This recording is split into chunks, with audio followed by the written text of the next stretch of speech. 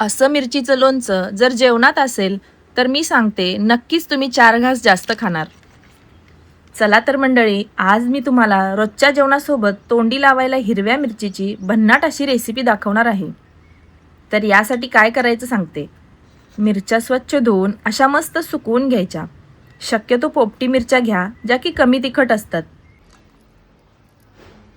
तर ह्या मिरच्या मी आमच्या शेतातून अगदी ताज्या काढून आणलेल्या आहेत. आता मिरच्यांचे छोटे छोटे तुकडे करायचे. हवं तर तुम्ही मधून उभ्या सुद्धा कापू शकता.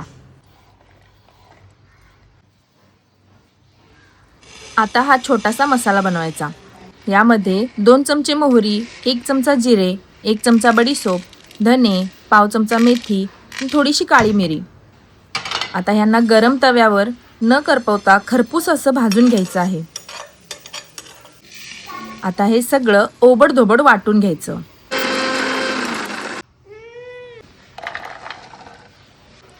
त्यानंतर मिरच्यांवर हळद, मीठ टाकायचं आणि हा वाटलेला मसाला टाकून चांगलं मिक्स करायचं.